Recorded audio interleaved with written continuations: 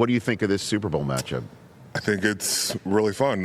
One, you got a really good defense. You got two really good defenses with really good fronts. With Seattle has Leonard Williams and Byron Young. Right. And then you have New England, who has Milton Williams and Christian Barmore, who all of these D linemen I have a lot of respect for. But, you have a mobile quarterback in Drake May, and, you see the resurgence of Sam Darnold. So I love this game as a defender, and I'm glad that it's good weather for everybody. So, is it tough because you're not in it? You don't want to talk about it or something like that? Yeah. Okay. I have this dream that I play out in my head where the game just gets canceled for some odd reason, and well, that wouldn't be very good for anybody.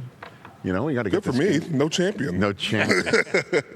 Yeah. So did you watch any of the playoffs or not really? I started watching the championships, but the divisional round I was kind of checked out.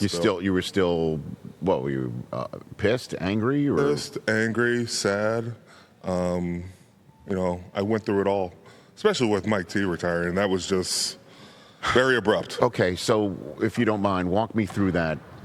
He probably told you before he told me. Actually, I did not know about it whatsoever. We talked to him the week before. I know. You definitely knew. I didn't.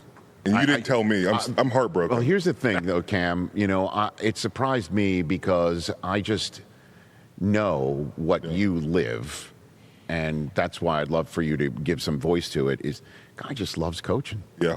So the idea that he's like, yeah, I'm done here, and I'm just not going to coach this year. Yeah.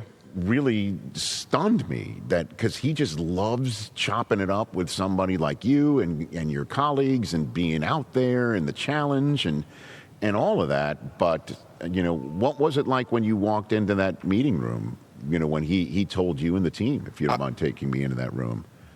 I was the last one to get in the room because I was handling an MRI before. Mm-hmm. And so everybody thinks I had talked to him. I hadn't had a chance to talk to him. And so I get into the room, and I'm looking at my player grade sheet, going through the plays, and he's going to go through, what exit meetings are, and set up times with all your coaches to talk.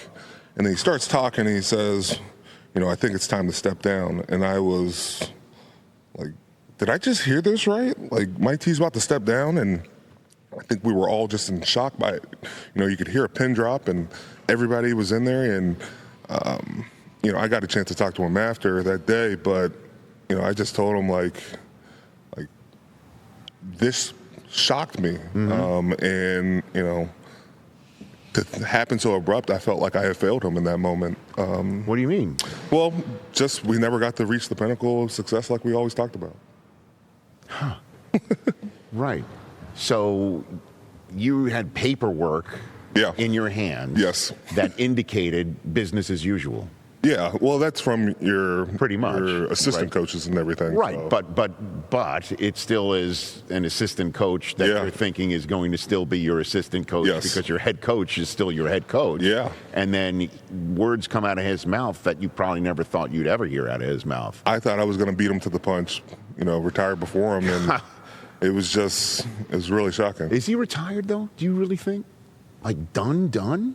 Do you really? He's having a lot of fun. He's got that glow of just not having the weight on his shoulders. We've been talking about his daughter. She's playing at UGA. And he was there within 24 hours watching her. And you just see he's excited about it, and we talk about it, and he loves being a parent. And I think spending that time and being a husband again is really huge for him right now. So he's going to just. Again, I'm sorry to put you in a position of speaking for him. I can't do that. No, I know that, and he's going to have to speak for himself. But it just stuns me that he's just going to I'm just going to see the world. I'm going to travel the globe. Yeah. I'm gonna get out of the game. But after a while, he's got a hunger for it. That's you know what I mean? That's the problem. That dude loves to break down tape, and he's a historian when it comes to the game. He'll be watching film, and it might not apply to us, but he's just a fan of the game. And so bundle that up of not doing anything for a year it's going to be hard to, pass up that itch. Hey, you made it all the way to the end. Thanks for that. Check us out every single day streaming live on Disney Plus and the ESPN app 12 to 3 Eastern.